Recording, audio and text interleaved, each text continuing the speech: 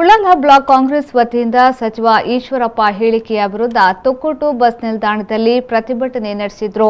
Ullal block Congress ಅಧ್ಯಕ್ಷ ಸದಾಶಿವ ಉಳ್ಳಾಲ್ ಪ್ರತಿಭಟನೆಯನ್ನು ಉದ್ದೇಶಿಸಿ ಮಾತನಾಡಿ, ರಾಷ್ಟ್ರಧ್ವಜಕ್ಕೆ ಅವಮಾನಿಸುವ ಗ್ರಾಮೀಣಾಭಿವೃದ್ಧಿ ಮತ್ತು ಪಂಚಾಯತ್ ರಾಜ್ ಸಚಿವ ಈಶ್ವರಪ್ಪ ಅವರನ್ನು ಸಂಪುಟದಿಂದ ವಜಾ ಮಾಡಬೇಕು. ಅಷ್ಟಕ್ಕೂ ಈ ಸರ್ಕಾರದಿಂದ ಸಂವಿಧಾನವನ್ನು ಅವಮಾನಿಸುವ ಕೃತ್ಯ ಸದಾ ನಡೆಯುತ್ತಿದ್ದು, ಸಂವಿಧಾನದ ವಿರೋಧವಾಗಿ ನಡೆಯುವ ಸಂವಿಧಾನಬದ್ಧ ಹಕ್ಕನ್ನು ಮೊಟಕುಗೊಳಿಸಲು ಪ್ರಯತ್ನಿಸುತ್ತಿರುವ ಈಶ್ವರಪ್ಪರಂತಹ ನಾಯಕರಿಂದ ದೇಶಕ್ಕೆ ಅಪಾಯ ಕಾದಿದೆ ಎಂದು ಹೇಳಿದರು. ಸನ್ಮಾನ್ಯ ಬೊಮ್ಮಾಯಿ ಅವರು ಈಶ್ವರಪ್ಪನವರ ರಾಜೀನಾಮೆಯನ್ನು ಪಡ್ಕೊಳ್ಬೇಕು, ಅವರನ್ನು ಕೂಡಲೇ ಮಂತ್ರಿಮಂಡಲದಿಂದ ವಜಾ ಮಾಡಬೇಕು. ಇಲ್ಲದಿದ್ದಲ್ಲಿ ಕಾಂಗ್ರೆಸ್ ಪಕ್ಷ ಖಂಡಿತವಾಗಿ ಇದಕ್ಕೆ ಬಗ್ಗೆ ಹೋರಾಟ ಮಾಡ್ತೇವೆ.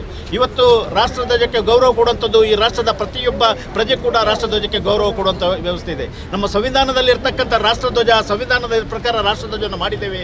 ಈ ಸಂವಿಧಾನವನ್ನೇ ಕೊಲ್ಲುವಂಥ ವ್ಯವಸ್ಥೆ ಇವತ್ತು ನಮ್ಮ ರಾಷ್ಟ್ರದಲ್ಲಿ ಆಗ್ತಾ ಇದೆ. ರಾಷ್ಟ್ರಧ್ವಜ ಇದರಲ್ಲಿ ಯಾವುದೇ ಒಂದು ಸಮಸ್ಯೆಯನ್ನು ನೋಡಿದಾಗ ಸಂವಿಧಾನ ವಿರೋಧಿ ಕಾನೂನುಗಳನ್ನು ತರುವಂಥದ್ದು, ಸಂವಿಧಾನಕ್ಕೆ ವಿರೋಧವಾದಂಥ ನಿಮ್ಮ ಇದು ಮತಾಂತರ ಕಾಯ್ದೆ ಅಂತ ತರುವಂಥದ್ದು. ಈಗಾಗಲೇ ಸಂವಿಧಾನದಲ್ಲಿ ಮತಾಂತರದ ಕಾಯ್ದೆ ಇದೆ, ಅದನ್ನು ಬಿಟ್ಟು ತನಗೆ ಬೇಕಾದಾಗಿ ಮಾಡಲಿಕ್ಕೆ ಅನಂತರ ಮತಾಂತರ ಕಾಯ್ದೆಯನ್ನು ತರುವಂಥದ್ದು.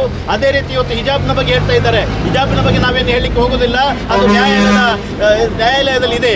ಆದರೂ ಕೂಡ ಶಾಲೆಯ ಮಕ್ಕಳ ವಿದ್ಯಾರ್ಥಿನಿಗೆ ಸಣ್ಣ ಮಕ್ಕಳಿಗೆ ಆಗುವಂಥ ಆ ತೊಂದರೆಗಳನ್ನು ನೀವು ನೋಡಿಕೊಳ್ಬೇಕಾಗ್ತದೆ. ಇವತ್ತು ಪ್ರತಿಯೊಂದು ಪ್ರಜೆಗೂ ಕೂಡ ಈ ದೇಶದ ಸಂವಿಧಾನದ ಮೇಲೆ ಗೌರವ ಇದೆ, ಸಂವಿಧಾನದ ಹಕ್ಕು ಇದೆ. ಆ ಸಂವಿಧಾನದ ಹಕ್ಕನ್ನು ಮೊಟಕುಗೊಳಿಸುವಂಥ ಕೆಲಸ ಇವತ್ತು ಭಾರತೀಯ ಜನತಾ ಪಕ್ಷದವರು ಮಾಡ್ತಾರೆ. ಈಶ್ವರಪ್ಪನಂತ ನಾಯಕರಿದ್ರೆ ಈ ಪಕ್ಷದ ಪರಿಸ್ಥಿತಿಯನ್ನು, ಈ ರಾಷ್ಟ್ರದ ಪರಿಸ್ಥಿತಿ ಏನಾದಿತ್ತು ಎಂಬುದನ್ನು ನಾವು ಆಲೋಚನೆ ಮಾಡಬೇಕಾಗಿದೆ.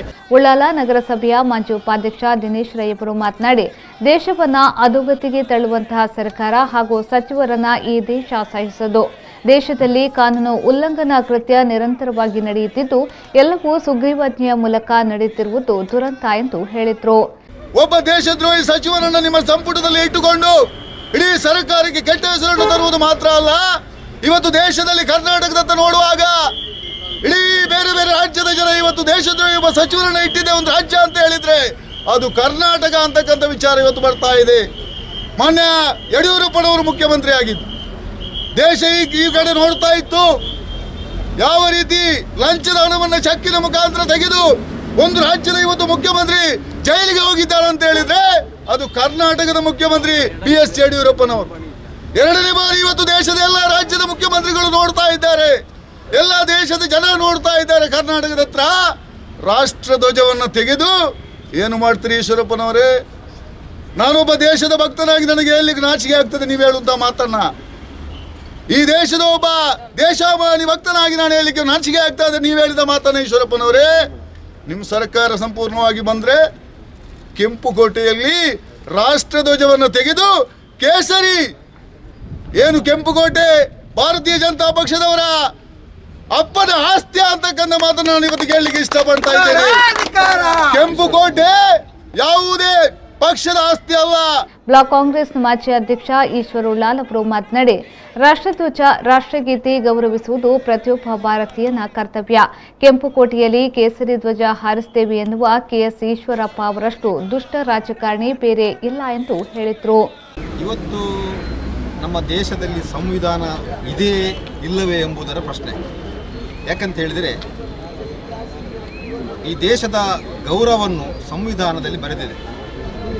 ಇವತ್ತಿನ ದಿವಸದಲ್ಲಿ ಒಬ್ಬ KS ಈಶ್ವರಪ್ಪ ಅಂತ ಒಬ್ಬ ವ್ಯಕ್ತಿ ಒಬ್ಬ ಮಂತ್ರಿಯಾಗಿದ್ದಾರೆ.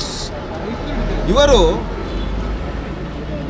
ಕೆಂಪುಕೋಟೆಯಲ್ಲಿ ಕೇಸರಿ ಧ್ವಜವನ್ನು ಹಾರಿಸ್ತೇನೆ ಅಂತ ಹೇಳ್ತಾರೆ. ಇದು ನಮ್ಮ ದೇಶದ ಸಂವಿಧಾನದಲ್ಲಿ ಇದೆ ಎಂದು ನಾವು ಆಲೋಚನೆ ಮಾಡಬೇಕು.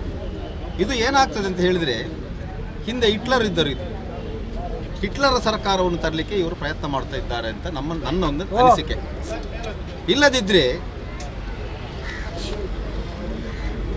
ನಮ್ಮ ದೇಶದ ರಾಷ್ಟ್ರಧ್ವಜ, ಅದಕ್ಕೆ ಗೌರವವನ್ನು ಈ ದೇಶದ ಪ್ರತಿಯೊಬ್ಬ ಜನತೆ, ಆ ಜಾತಿ ದೇಶದಲ್ಲಿರ್ತಕ್ಕಂಥ ಪ್ರತಿಯೊಬ್ಬ ವ್ಯಕ್ತಿಗಳು ಕೂಡ ಭಾರತದ ಸಂವಿಧಾನವನ್ನು ಮತ್ತು ಭಾರತ ರಾಷ್ಟ್ರ ಧ್ವಜವನ್ನು ನಾವು, ರಾಷ್ಟ್ರಗೀತೆಯನ್ನು ಕೂಡ ನಾವು ಗೌರವದಿಂದ ನೋಡಬೇಕಾಗುತ್ತೆ. ಉಳ್ಳಾಲ ನಗರಸಭೆಯ ಅಧ್ಯಕ್ಷೆ ಚಿತ್ರಕಲಾ ಕೆ, ಉಪಾಧ್ಯಕ್ಷ ಆಯೂಬ್ ಮಂಚಲ, ಮಾಜಿ ಅಧ್ಯಕ್ಷ ಬಾಸಿಲ್ ಡಿಸೋಜಾ, ಹಿಂದುಳಿದ ವರ್ಗದ ಮಾಜಿ ಅಧ್ಯಕ್ಷ ದಿನೇಶ್ ಕುಂಪಲ, ತಾಲೂಕು ಪಂಚಾಯತ್ ಮಾಜಿ ಅಧ್ಯಕ್ಷ ಮೊಹಮ್ಮದ್ ಮೋನು, ಮಾಜಿ ಸದಸ್ಯರಾದ ಮೊಹಮ್ಮದ್ ಮುಸ್ತಫಾ ಹಾಗೂ ಸುದರ್ಶನ ಆಮ್ಲಮಗುರು ಮೊದಲಾದವರು ಈ ವೇಳೆ ಪಾಲ್ಗೊಂಡಿದ್ರು.